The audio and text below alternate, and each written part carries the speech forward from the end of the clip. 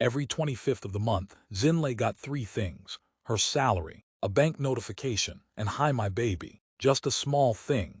Messages from the family group chat. She once told HR, "My family doesn't know my salary, but they know when it lands like witchcraft." This month, her parents needed rent money again, and Enjabulo, her 23-year-old rapper brother, wanted a car, not just any car, a Polo Vivo. "Zinlei, I just want a Polo. Nothing hectic, for the vibe." "For the vibe," she muttered.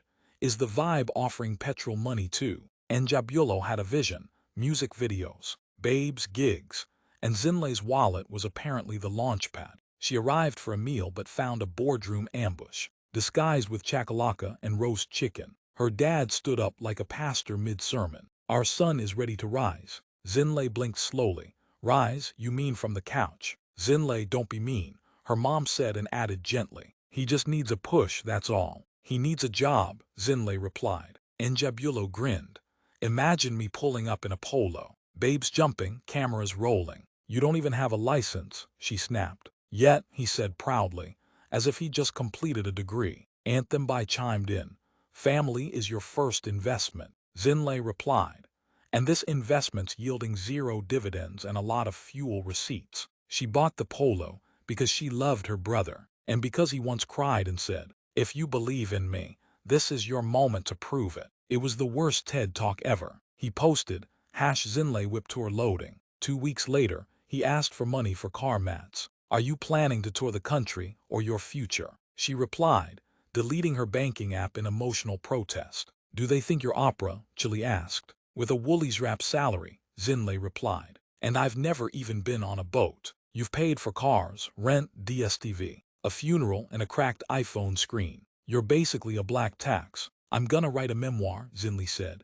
"Swipe first, cry later. Add recipes too, make it relatable." They clinked glasses, laughing so hard the waiter asked if they needed a minute to recover. Enjabulo finally got a gig, opening act at some tavern in Vosloris. "Big Zulu might be there," he said. Zinlei wore sunglasses indoors and sat at the back like a disappointed bouncer. "This one's for my sister, the plug, the provider, the CEO of Black Girl Magic." The crowd cheered. She slouched lower. "Shout out to my ride, sponsored by Guilt." She ordered more slap chips. The final straw came when her mom asked her to fix the geyser again. Zinlei stood in the kitchen barefoot, holding her heels like weapons, mascara halfway down her cheeks. She typed, "I love you all, but I am not an ATM with a weave.